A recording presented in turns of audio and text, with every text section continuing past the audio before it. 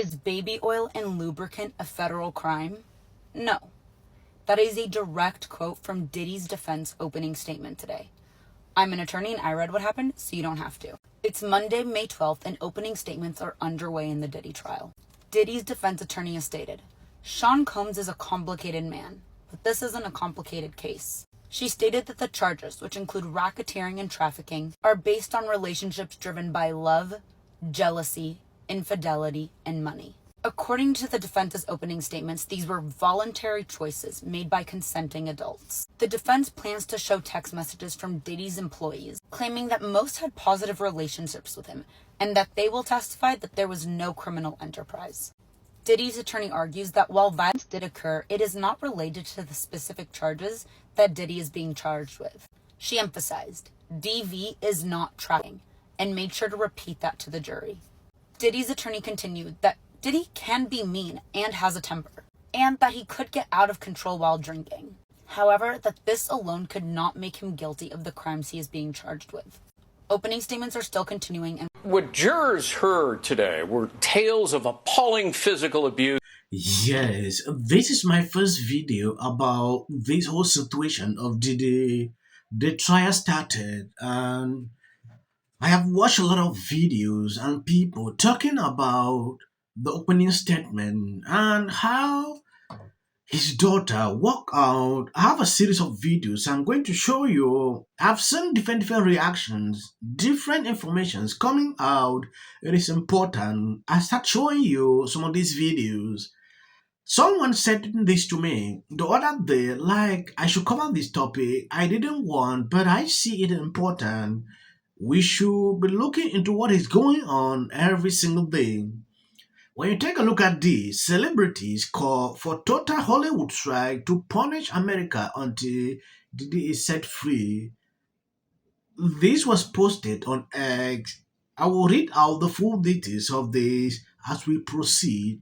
The jury just heard from the first witness, and it looks like we found out who took a video of that surveillance footage. His name is Israel Flores, and he was the security guard at the Intercontinental Hotel in March of 2016 when the incident took place. Israel says on March 5th, around 11 a.m., instant services called him about a woman in distress on the 6th floor. He went to go look at the live footage. He said he saw a man pacing back and forth in the hotel hallway. He said when he got off the 6th floor, he saw Diddy sitting in a chair in his robe and socks, and he was acting strangely and giving him a devilish stare. As for Cassie, he said she was cowering in a corner, covering her face, and he told them, if you guys are going to argue, you have to go back to your room. At this point, the video footage that we had all seen had already happened, but Israel Flores hadn't seen it yet. Prosecutors then showed the surveillance video to the jury, and afterwards, Israel said that he had recorded it on his cell phone to show his wife, because otherwise she probably wouldn't believe him. A second video was then shown to the jury, which none of us have seen, and it shows Israel Flores trying to calm Diddy down while he was yelling at Cassie in the hallway. Apparently in the video, you can then see Cassie returning to the entryway of the hotel room saying she wanted her phone and her belongings. He testified that he was escorting them back to the room and they were arguing about whether or not she was going to leave, and Diddy was telling her that she was not going to leave. He says once they reached the room, both Cassie and Diddy went inside of the room and he used his body to prop open the door. He also testified that there was another man in the room, but the man was not engaging with any of them. Girl said he told Diddy to then stay in his room, and that's when Diddy allegedly showed him a stack of money and told him not to tell anyone what he saw. He says he told Diddy he didn't want his money, and then he went after Cassie to see if she was okay. He tried to approach Cassie outside of the hotel to see if she wanted him to call the police, but a bodyguard blocked the interaction. He was able to ask her if she wanted him to call the cops, but she said she just wanted to leave, and he testified that she had a black eye. After she left, he went back to Diddy's hotel room with another guard to reiterate the hotel policy. He said that Diddy stepped into the hallway and closed the door behind him and then grabbed the other bodyguard, accusing him of recording Diddy. That's when Israel said he pinned Diddy to the wall and told him to let go of the phone. After all of this happened, Israel did file an incident report and mentioned Diddy and Cassie by name. He described the incident from start to finish and even included photos of the broken vase and the dirt on the wall. Now, in the report, he didn't mention the other man that was in the room, but he says it was because that man was not engaging with Diddy or Cassie, nor was he involved in the elevator elevator lobby incident, so he felt like it wasn't relevant in the report. That was everything that happened with the prosecutor. It's now the defense's turn, so I will be back. For the opening statements, day one,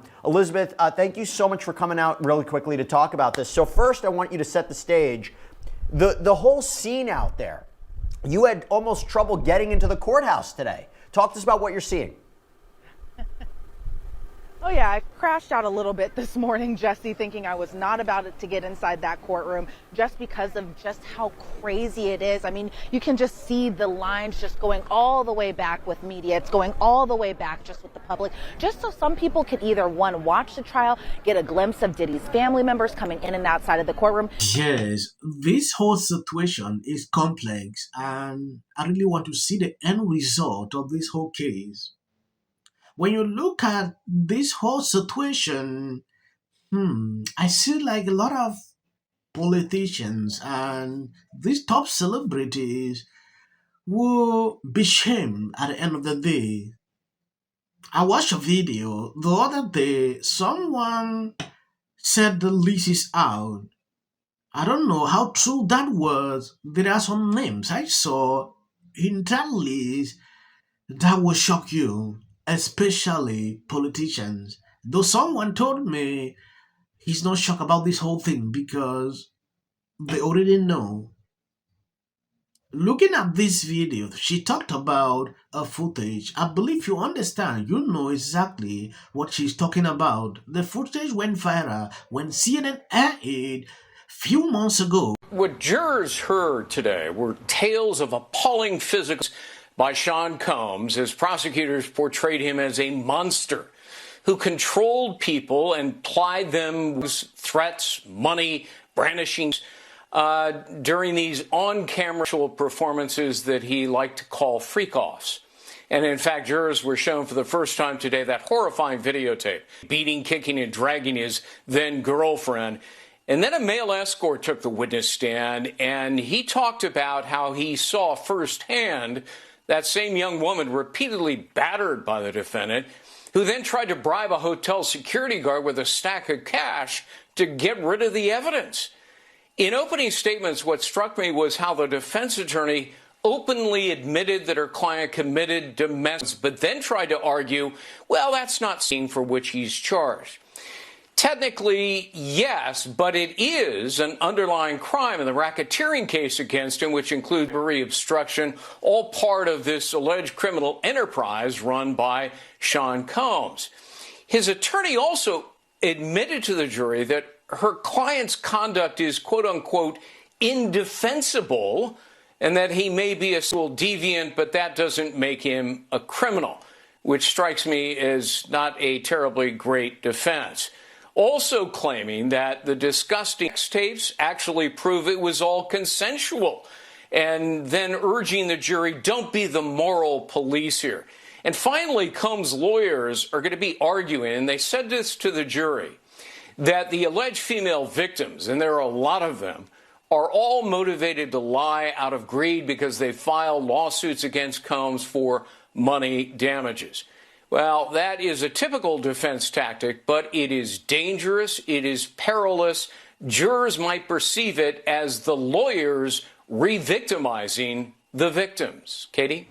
Yes, my work here is just to report information from reliable sources so you can understand exactly what is going on. I'm in no positions like a lawyer to really give opinions on this case. So what I would do throughout is to report the news so you can understand what is happening inside that court. During day one of Sean Combs' criminal trial, we heard some celebrity names come up. They were listed on a people and places list that was given to prospective jurors as names that might come up. Actors Michael B. Jordan, Mike Myers, two members of the girl group Danity Kane, that's Aubrey O'Day and Dawn Richard. You also heard the name of musician Kanye West and one of Combs' sons, Christian Combs, as well as his former girlfriend, Cassie Ventura, who filed that explosive civil suit against him in 2023, which really set off this entire chain of events in the federal investigation. Now, we don't know why these names have been mentioned. They haven't been accused of any wrongdoing.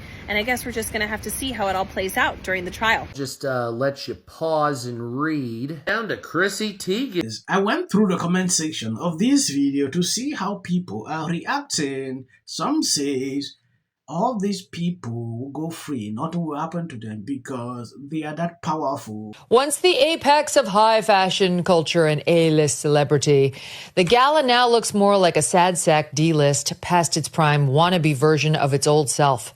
It's closer to today's nerd prom White House Correspondents' Dinner than the center of the celeb and beauty universe as it used to be. This year's theme was superfine, tailoring black style, an homage to black dandyism. What's that, you ask? No one has any idea. Prepare yourself, however, for a deep dive into leftist, academic, gobbledygook, nonsensical talk, which is probably how it got chosen as the Met Gala theme.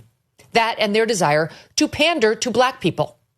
The Met says black dandyism came from the intersection of African and European-style traditions, of course. What does that mean? I have no idea. But it seems to be based on a 2009 book written by a woman named Monica Miller called Slaves to Fashion, Black Dandyism and the Styling of Black Diasporic Identity. Okay, so far we have dandyism, intersection, and diasporic identity. So we're betting 1,000 on the scale of leftist code language that will make liberals sound smarter and feel superior. Speaking of totally out-of-touch leftists posing awkwardly for the camera, did you see the spread? Oh my God, it's unbelievable. Designer Tom Brown, he tailored for me last night, and it was amazing. Yes, this is what Megyn Kelly had to pass to these crazy Hollywood celebrities. Thank you guys for always being there sharing out my videos. I decided to bring this so you can see what happened a few hours ago. If you see any video after this, that is just for the YT algorithm. Over the past week has been overwhelming. To end. Right is right and wrong is wrong. These kids in here and resolve this issue is called conflict resolution. Again, the evidence is still coming in. This is definitely a self-defense case because it always is one until you look at the facts of the case and compare the two. You have to compare who was the initial aggressor. Bedroom, because she's fearful of what might happen to her. Followers for anything, and then the Registration Act is talking about this man kill. My summary of the first 100 days is that if film and TV productions continue to first term, and you will be very. Somebody has to say it, so let me be crystal clear. Once again, the field was littered with Kardashians.